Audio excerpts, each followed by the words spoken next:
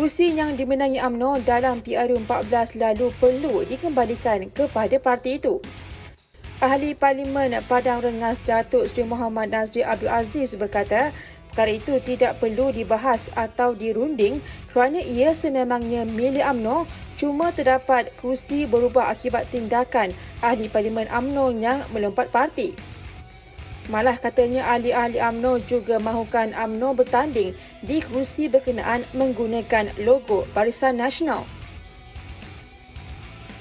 Sesebuah kaum tidak seharusnya dianggap lebih kaya daripada yang lain serta tidak perlu dinilai berdasarkan status kewangan mereka serta warna kulit.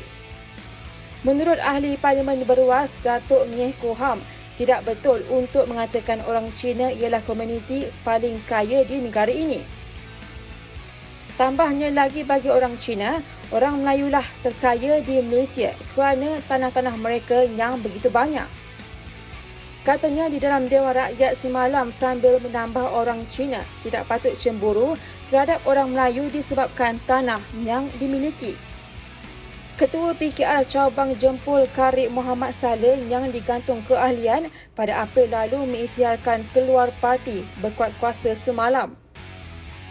Selain Karib turut mengisytiharkan keluar parti ialah 25 ahli jawatan kuasa tertinggi serta lantikan cabang. Karib berkata keputusan itu dibuat selepas masing-masing sudah hilang kepercayaan kepada pucuk pimpinan parti dalam mengemudi saf kepimpinan sama ada di peringkat persekutuan ataupun negeri. Kerajaan akan merangka pelbagai strategi dan kaedah baharu sebagai usaha untuk membasmi kemiskinan rakyat seiring dengan faktor semasa, kata Menteri Wilayah Persekutuan Tan Sri Anwar Musa.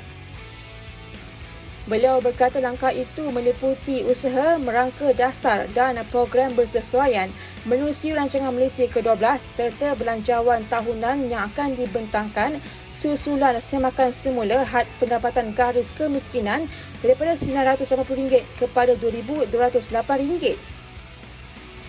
Beliau berkata sehubungan itu kerajaan akan mengenal pasti rakyat daripada golongan keluarga miskin yang benar-benar layak perlu dibantu. Skuad Harimau Malaya bakal berdepan pasukan ranking ke-99 dunia Bahrain pada aksi pemanas badan di tempat lawan pada 2 Oktober ini.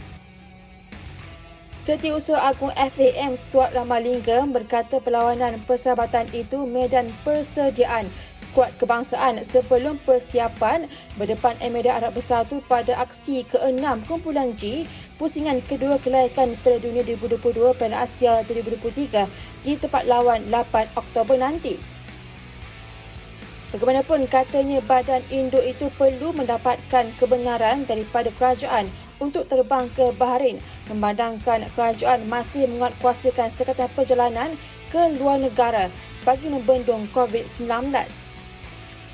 Kepada anda yang mengalami masalah berkaitan dengan undang-undang tetapi buntu nak melalui prosedur perundangan yang rumit, usaha bimbang kerana sinar harian dengan kerjasama Yayasan PEACE Policy and Economic Affairs Centre of Malaysia Foundation akan menganjurkan klinik nasihat guaman percuma pada Khamis 16 Julai ini bermula 10 pagi hingga 3 petang di Ibu Pejabat Kumpulan Karang-Karang Shah Alam dan teruskan setia bersama sinar harian di portal Facebook, Instagram, Twitter dan YouTube dan jangan lupa untuk mengaktifkan aplikasi Sinar Harian bagi mengikuti perkembangan semasa dalam serta luar negara.